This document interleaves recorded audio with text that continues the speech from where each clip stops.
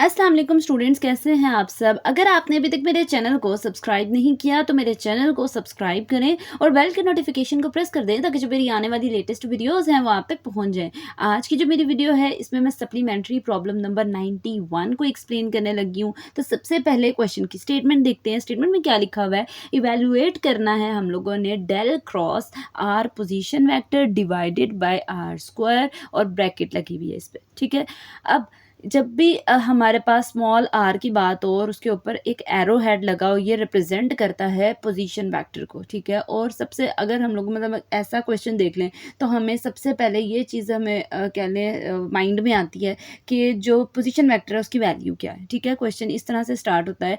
अगर इसका आप सोल्यूशन देखें तो हम लोगों ने लेट करना है कि मेरे पास जो पोजीशन वेक्टर है वो x i cap plus Y j cap plus Z k cap के इक्वल है।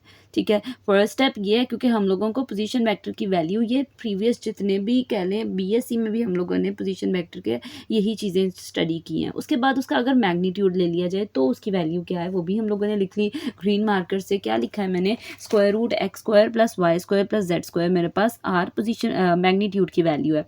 फिर वो कह रहे हैं कि अगर दोनों साइड्स पे स्क्वायर ले लिया जाए, ठीक है, यहाँ पे आर स्क्वायर आ जाएगा और ये स्क्वायर रूट स्क्वायर से कैंसिल आउट हो जाएगा। तो मेरे पास आर स्क्वायर की जो वैल्यू बनेगी वो क्या बन जाएगी, X square plus Y square plus Z square.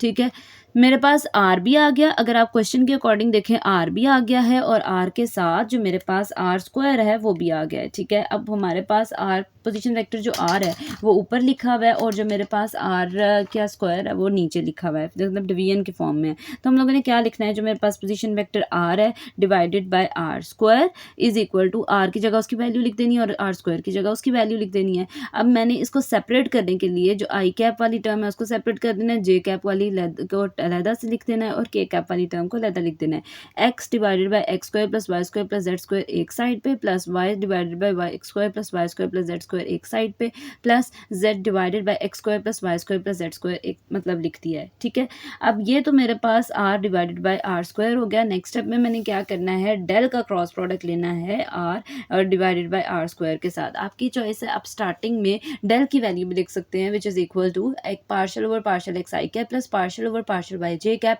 Plus partial over partial z k cap. ठीक है, ये उसके इक्वल है।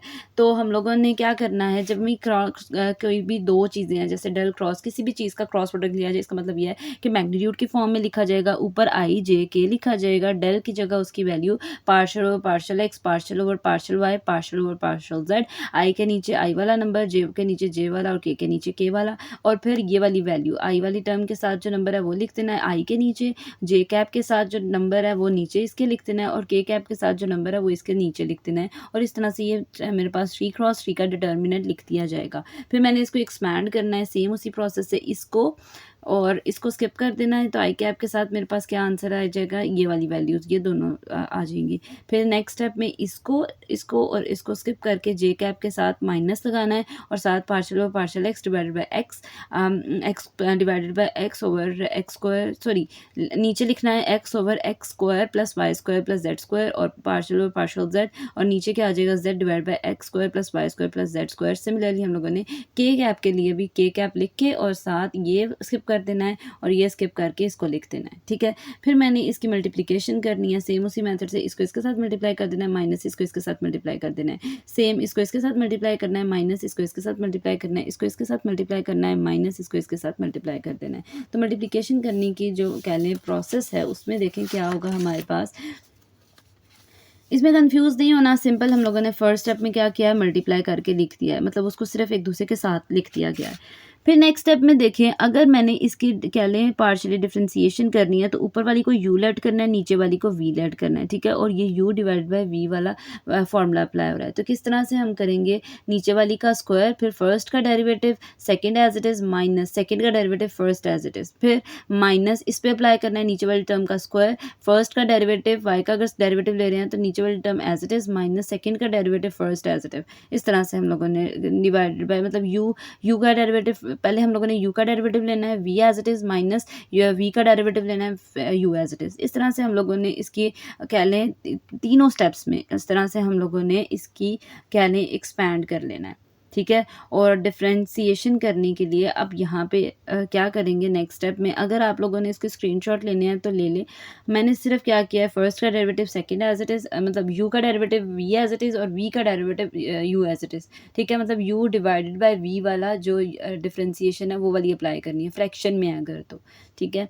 तो हमारे पास क्या आ जाएगा, ये वाली टर्म्स आ जाएंगी। अब x का z का डेरिवेटिव लें, 0 आ जाएगा और साथ X square plus Y square plus Z square as it is minus y के रिस्पेक्ट से कर लें तो 2y और साथ z आ जाएगा, ठीक है। ये देखें, अगर नेक्स्ट स्टेप्स में मैंने क्या करना है, इस तरह से लिख देना है, divided by x square plus Y square plus Z square as it is minus, फिर हम लोगों ने y का डेरिवेटिव लेना है और साथ X square plus Y square plus Z square as it is minus, फिर मैंने इस टाइम पे क्या लेना है, z का डेरिवेटिव लेना है। तो क्या आएगा, 2z और 2y मल्टीप्लाई हो रहा है तो 2yz आ गया, divided by x square plus Y square plus Z square और साथ आई कैप आ गया। सेम हम लोगों ने इस तरह से इसकी भी मल्टीप्लिकेशन करनी है और हमारे पास कुछ इस तरह से जो फाइनल रिजल्ट है वो आएगा, ठीक है। मैं इसको एक्सप्लेन नहीं कर रही, क्या करना है तीनों में, फर्स्ट का डेरिवेटिव 0 आ गया, फिर सेकंड वाली मल्टीप्लाई कर देनी है माइनस फर्स्ट का डेरिवेटिव, मतलब अगर x के रिस्पेक्ट से लें तो 2x आ जाएगा और साथ z आ जाएगा जो कि लिखा गया है, divided by x square plus Y square plus Z square का होल स्क्वायर माइनस 0 x का डेरिवेटिव लिया है पार्शियल, ये देखिए ये x का डेरिवेटिव लिया 0, ये वाला number as it is minus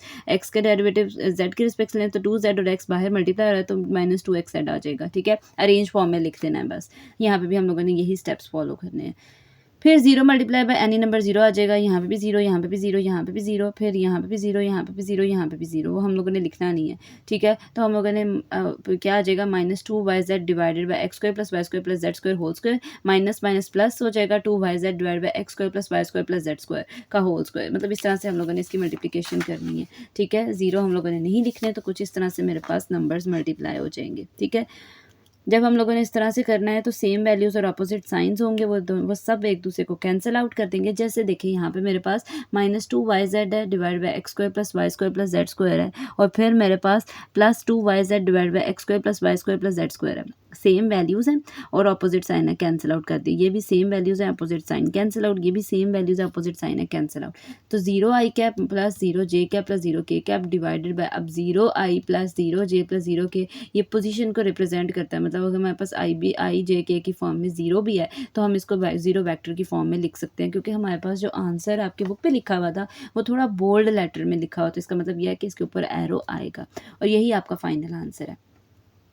ये दीजिए आज की मेरी वीडियो। होपफुली आपको मेरी वीडियो अच्छी लगी होगी। अगर आपको मेरी वीडियो अच्छी लगे तो वीडियो को लाइक करें और सब्सक्राइब करना मत भूलिएगा। तो इंशाल्लाह जो नेक्स्ट वीडियो होगी वो फर्दर सप्लीमेंट्री प्रॉब्लम से रिलेटेड होगी। तो तब तक के लिए अल्लाह हाफिज़।